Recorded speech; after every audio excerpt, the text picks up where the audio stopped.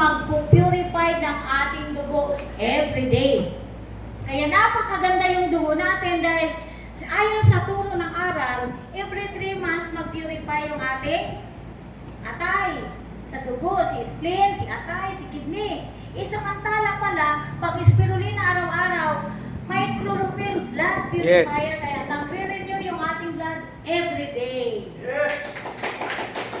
Kaya walang diabetes, walang anemia, walang dire-dire, wala ho tayong pamamanhid sa ating mga tusok-tusok sa ating mga yung tinatawag nating pulikat, pamamanhid, yung tusok-tusok sa talapakan, wala. Natutulungan ang RGGL. Ha?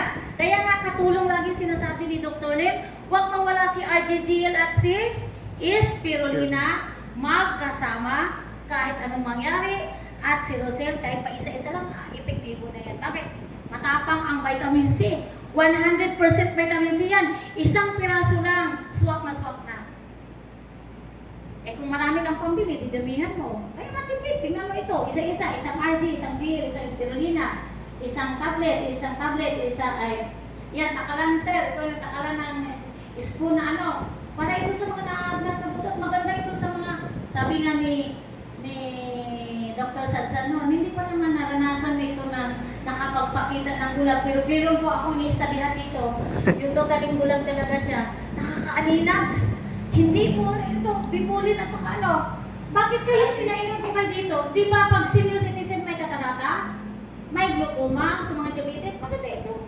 Kaya yan, walang katarata, walang glaucoma kung tayo ay nasa edad na ng magkasakit ng mata. So, ito naman ay experience. So, kung isa-isahin ko naman yan sa pagpapaliwanag, mag-research na lang kayo ha, para basahin nyo kasi direct to the point ako agad. So, basta ang akin lang laging tinitingnan dito sa spirulina kung bakit lagi akong uminom at ang aking mga anak at mga mahal sa buhay, ano ang aking nakikita sa RGG at spirulina?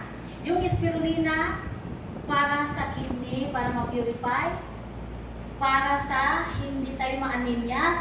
Kung mahiluhin ka, siya nahihilo. Yung mamaya nagpagising pa, mahiluhin na. So, spirulina lang yan. Yung mga vertigo, spirulina lang yan, FGL. I-mix mo lang siya. Kasi tulong yan sa pambalansi Yung enzyme nandyan Kaya tayo nahihilo wala enzyme So dito din yan sa locomotion sa motor, pinapaisap yung tamang normal na dito yan sa locomotion sa brain. Kaya ganun lang siya. Tapos yung chlorophyll at saka yung gamma linolenic acid, yung maliliit na nerve ay binubuhay. Kaya pag kumain ka ng spirulina, ano ba ito parang kung kinukulam? May gumagano'n. Nagpupunit lang yung mga nerve doon na naputol-putol. Pinabubuhay din yung mga spider web na mga nerve natin, mga gatugat. Tapos, isa pa yung gatas ng nanay, yung colostrum. Kaya maganda pag ikaw ay ayaw nang uminom ng gatas dahil hindi na maganda talaga sa matanda ang gatas sa table food, table drinks.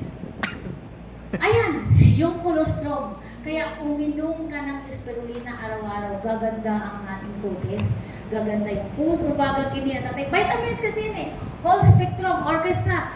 Mix na dyan kung anong hanap mo. Kung patay ang kuko mo, mabubuhay. Totoo yan. Kakapal ang buhok mo kung manipis. Maganda, kasi mayaman siya sa vitamina E, A, and B complex, B group. Kaya kung mayroon kang kausap, naghahanap ako ng B complex, punta mo na ako sa butika. Mayroon kang spirulina, anong iabot mo? Mayroon ako mas maganda.